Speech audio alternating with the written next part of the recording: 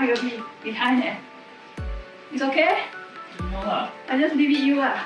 Production. No, I'm not gonna post product or anything. I'm just gonna leave you in. Hi guys, welcome to the CNY glow up that you need so that your relatives will stop asking you if you found a boyfriend. There will be a total of 4 episodes and I'll be kick-starting this series by showing you how I made this CNY OOTD that I'm wearing right now for 2022. It's a T-Pow top paired with a hanfu skirt.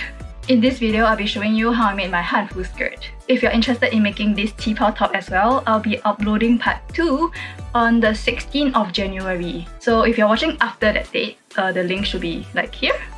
Now, before I get into trouble for like cultural appropriation and whatnot, I just want to put it out there that I have never ever studied the history of Chinese traditional clothes at all. So I'm not very sure how a hanfu or a T-Pow is supposed to be made or how it's supposed to look. In fact, as far as I know, T-Pow and hanfu are from 2 totally different eras, with the hanfu coming back from as far as 3,000 years ago, and that is like before Christ was even born, and the T-Pow only originating in Shanghai in the 1920s.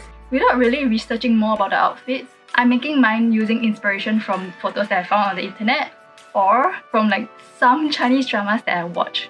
By some, I mean like 942,329 dramas. So please don't come at me if I did anything wrong. Like, I have no knowledge in Chinese history clothing at all. So the first thing I did was to make a sample for pleat because I've never done it before and I wanted to practice. I also wanted to know how much fabric I would need in order to get the final length that I want for my skirt. To create fork pleats, we are going to slide one of the prongs of the fork under the fabric, twist it, and sew. Then continue by sliding the fork under the fabric, turning it, and sewing it. Just keep repeating this until you reach the other end of the fabric. So this is how the sample pleat look like. As you can see from like the cross section here, from here to here, it makes one pleat. So we are just going to disregard like everything else and just look at this section. And you can see that, right, one pleat is made up of a total of 3 layers, which is why the amount of fabric that we need will be 3 times the number of the final product.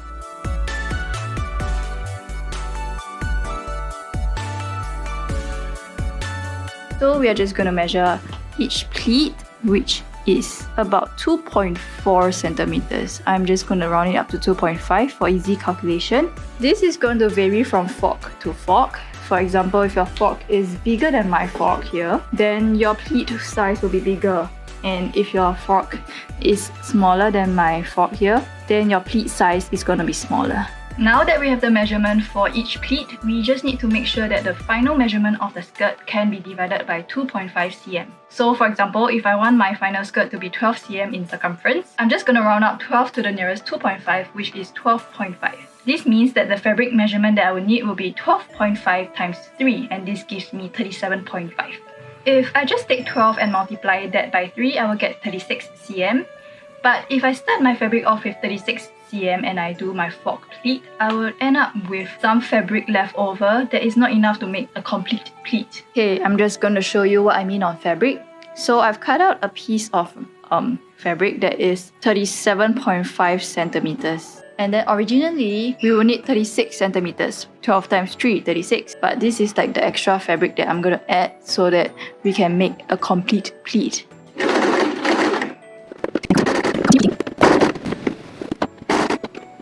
Okay, so here is where you will see what I mean by 36 centimeters being not enough for one last pleat. That's why we need all the way until 37.5 centimeters. Because you see, when I turn it in, and 36 centimeters is here, it's like it doesn't meet. Whereas at 35 centimeters, 37.5 centimeters, the last pleat meets exactly.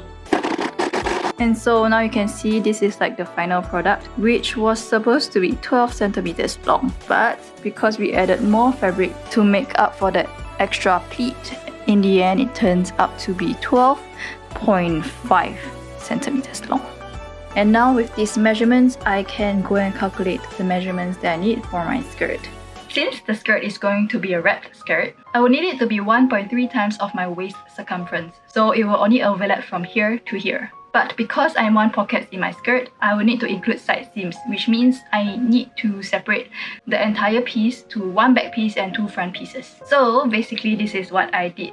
My waist is about 70 centimeters, so I took 70 centimeters and multiply it by 1.3 to get the final measurement of the skirt, which is 91 centimeters. For the back piece, I took my original waist measurement, divided it into 2, and added 2 centimeters, which gives me 37 centimeters. And then for the front, I took 91 centimeters minus the back measurement and divided it into 2, and got 27 centimeters. None of the final measurements that I have can be divided by 2.5 centimeters. So I'm going to round it up to the closest 2.5 cm, which gives me 37.5 cm and 27.5 cm respectively. This means I will need 37.5 times 3 and 27.5 times 3 of fabric to fork pleat. By doing so, the skirt will definitely end up bigger, but because I'm making a wrap skirt, it wouldn't matter too much since I still can adjust the size when I'm wearing it.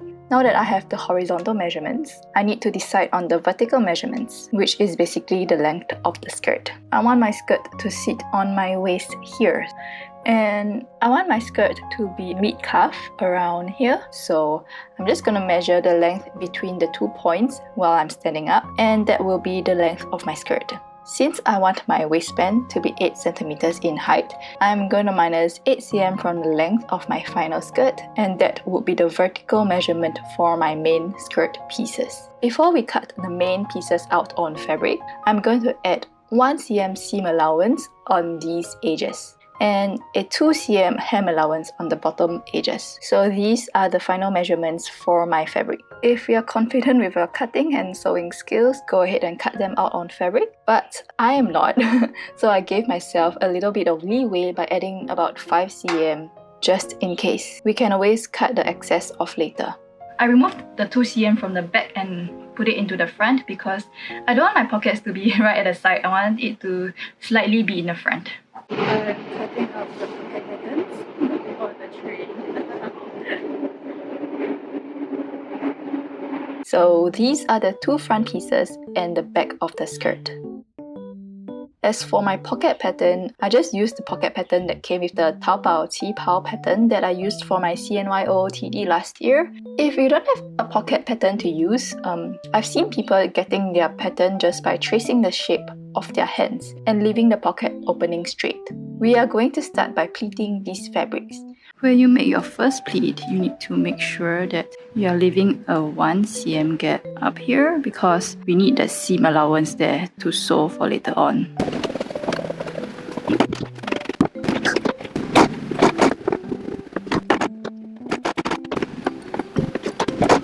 Remember that I added about 5 cm leeway for my inaccurate sewing skills? Yeah, that's why there are some extra fabric at the sides here.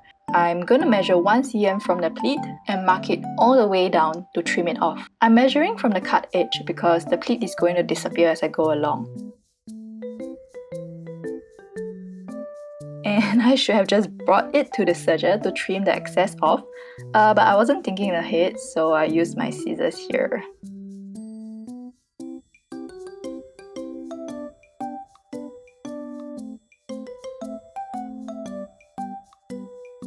So I just finished pleating and cutting my skirt pieces, and I realized that I pleated one of the front pieces in the wrong direction. You see, this one is in that direction, this one is also in that direction, but this one is in that direction.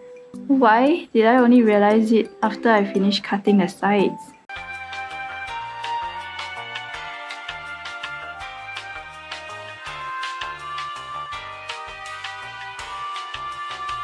After rectifying my silly mistake, I can finally move on to the side seams pocket. First, we are going to sew one of the pocket piece onto the front of the skirt with the right sides facing each other. Sew and serge from here to here, leaving some space on the bottom and on the top unsewn. I'm just going to follow the notches that were on the Qipao pattern. Do the same for the other side on the other front piece. Then we are going to snip at where we started and stopped sewing. For me, that's where the notches are. Make sure to not snip past the seam allowance. This is so that we can flip the pockets inside with the part that is sewn having the seam allowance folded in. Taking the other pocket piece, we are going to sew the two pocket pieces together along the curves. The second pocket back now serves as the new seam allowance to sew on since we folded the previous seam allowance away.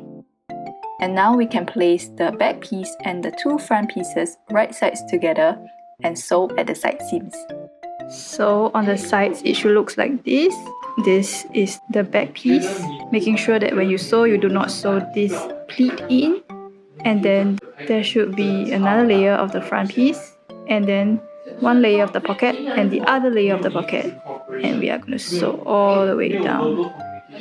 And then when you are sewing here, we need to make sure that we are only sewing this piece and not sewing this piece. Because if we sew here, it's going to close up the pocket. But if we are only sewing this piece, skirts will be attached and the pockets are not sewn shut. And all the way until the bottom of the skirt. I hope I made things clear. Now we have the skirt connected into one big piece. My parents are playing cards at the back if you can hear them. But anyway, it's time to measure out so that we know the measurements that is needed for the waistband. I'll need to have two waistbands to be attached together so that I'll get a hole for the strap to go through. Since I'm going to have my skirt right over left, the hole for the waistband will be on the left side. On the right side. Oh my god! Okay. Balik. Since I'm doing my skirt right over left, the hole for the strap will be on the right side. That's why from the back and the left will be one waistband, and then on the right front piece it will be a waistband on its own.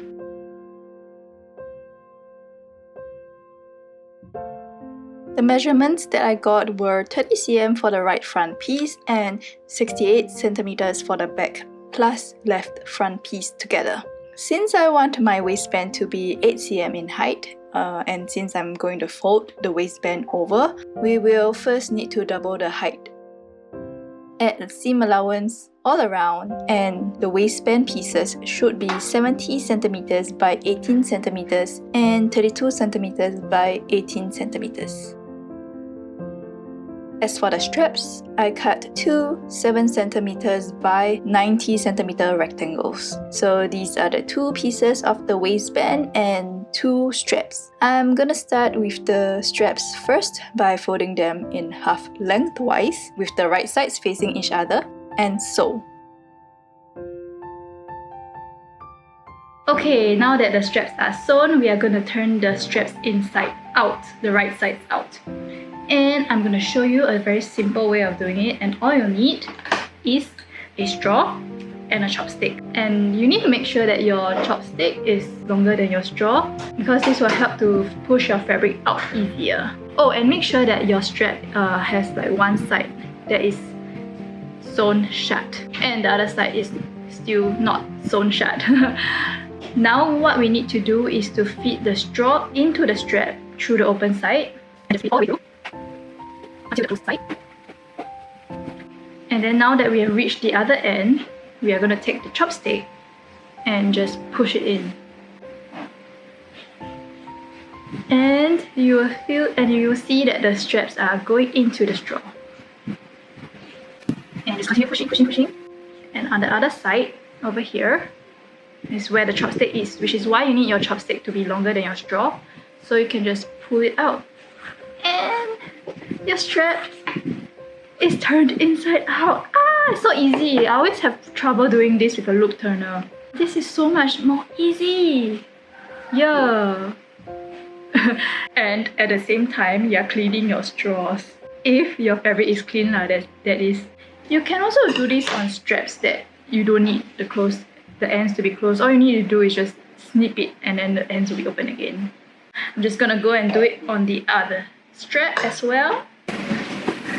Push, keep pushing, just keep pushing, just keep push, push, push. And pull, pull, pull, pull, pull, pull, pull. Oh, and since the chopsticks are already inside the strap, you can just go ahead and use the chopsticks to push the edges out. And now that the straps are turned right sides out, we are going to bring them to the iron and give it a good press.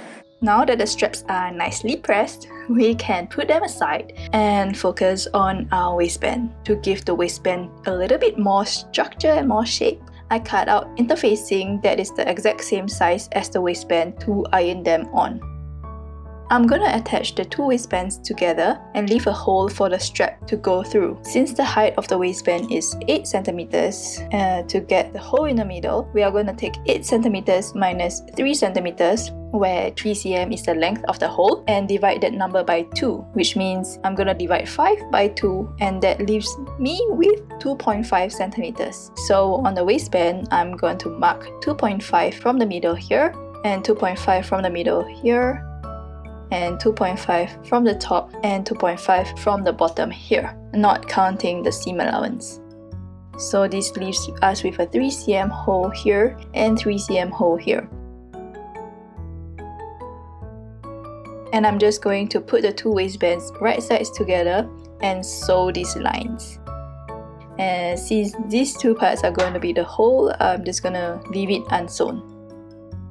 See those burn parts on the interfacing? Yeah, I thought I'd just let you know that if you are smelling burnt cookies as you are ironing your interfacing on, you probably are not smelling burnt cookies. Anyway, I'm going to press the seams open and also fold the waistband in half to check if the holes line up. And they did. So now I can proceed with attaching the waistband to the skirt with the right sides facing each other. Since I needed my side seams to match, I'm going to start sewing from the side seam to one end and start from the side seam again to the other end. And now it's time to bring back the straps and attach it to the side of the waistband. Fold the waistband down and sandwich the strap in between. Fold the seam allowance of the waistband up and sew. After the sides of the waistbands are sewn, I went ahead and serged the sides of the entire skirt. And now we can turn the waistband right side out. When you turn the waistband right sides out, the side of the skirt will automatically fold towards the wrong side, like so. Bring it to the iron and press it down and hem the sides. You can also hem the bottom of the skirt too, well, at the machine, but I tried the skirt on and felt that it was too long for my liking, so I will need to trim the length before hemming it.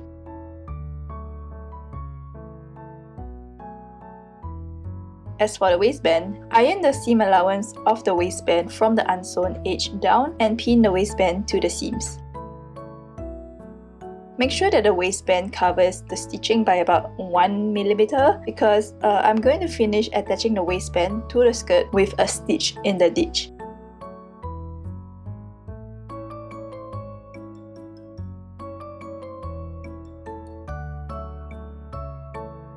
And to do a stitch in a ditch, I'm going to flip the skirt so that the right side is facing up and bring it to the machine. Bring the machine needle down to see if it goes straight in the middle of the seam here and start sewing. I check that the machine is catching the waistband underneath by using my left index finger to feel for the fabric as I sew. So basically, with stitch in the ditch, you won't be able to see the stitches on the right side because the stitches are, well, in the ditch. But you are still catching the waistband on the wrong side because the inside waistband is ever so slightly bigger than the outside waistband. If you have hemmed the bottom of the skirt, congrats, you're done! As for me, I measured how much I want to trim off and mark them on the skirt. I'm done marking out where I want to cut my hem. There's two lines because I made a mistake of measuring the first time, so this is the line that I'm going to cut. Instead of using a pair of scissors to cut like I did previously, I'm just going to let my serger do the work. And also, not forgetting to serge the sides here because I totally forgot about them.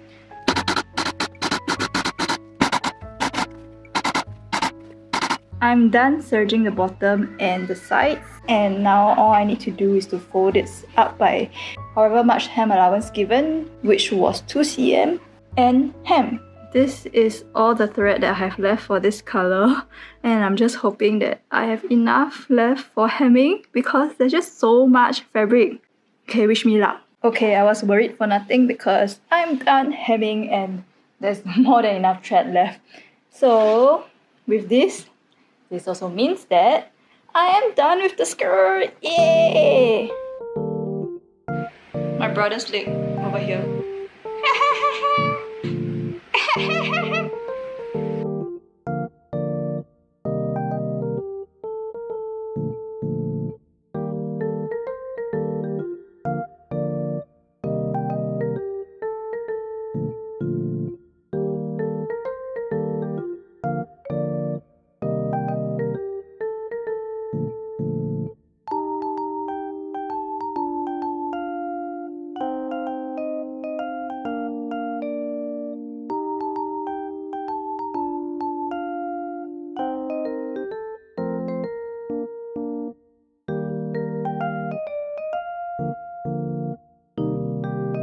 Thanks for watching me make my hanfu skirt. If you are interested in making the T-pao top as well, the video link should be in the description down below. Bye bye! Okay, so let's say I want my final product to be 10 centimeters. Logically speaking, since each pleat is 3 layers, it would be 10 times 3, about 30 centimeters. But 30 centimeters doesn't divide by 7.5 equally. Oh wait, it does! Oh! Okay, so that's a bad example. So let's say I want my final pleated product to be 12 centimeters. So logically speaking, 12 times 3 will be 36 centimeters. But 36 divided by 7.5, it will be only 4.8 pleats, which means there'll be leftover. We will make 4 pleats and leftover fabric that is not enough to make 1 extra pleat. Wow, making this so complicated. Help.